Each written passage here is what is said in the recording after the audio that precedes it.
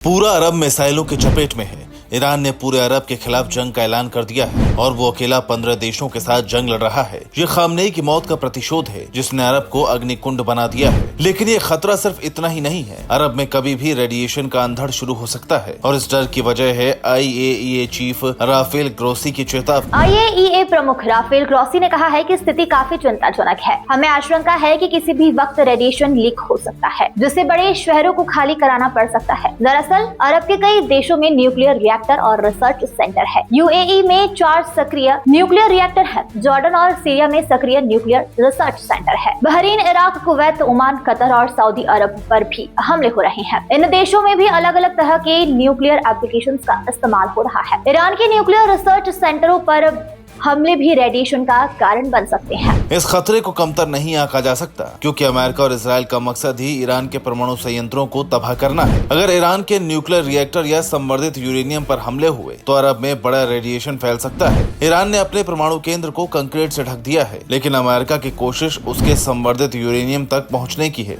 इसलिए ईरान के अलग अलग इलाकों पर हमले हो रहे हैं। 2 मार्च को अमेरिका और इजरायली वायुसेना ने ईरान के नतांज परमाणु केंद्र पर किए हैं। इसके अलावा तेहरान में जबरदस्त हमले किए गए हैं। रिपोर्ट है कि इजरायली ड्रोन तेहरान में रूसी दूतावास के पास गिरा है। इसके अलावा तेहरान में रूस की सरकारी मीडिया के दफ्तर RT के करीब धमाके की रिपोर्ट है। ईरान के बैलिस्टिक मिसाइल लॉन्चरों पर हमले किए जा रहे हैं। कमांड सेंटरों और एयर डिफेंस सिस्टम को निशाना बनाया जा रहा है। रिपोर्ट है कि अमेरिका ने ईरान के कई नेवल बेस पर हमले किए हैं। केशम आइलैंड से लेकर चाबहार तक हमलों की रिपोर्ट है। अरब की जंग भड़कती जा रही है और जैसा कि IAEA ने कहा है, परमाणु संकट बढ़ता जा रहा है। अगर एक भी ड्रोन या मिसाइल किसी एक्टिव न्यूक्लियर रिएक्टर से टकराती है तो चेरनोबिल से बड़ा रेडिएशन फैल सकता है। Bureau report P24 news.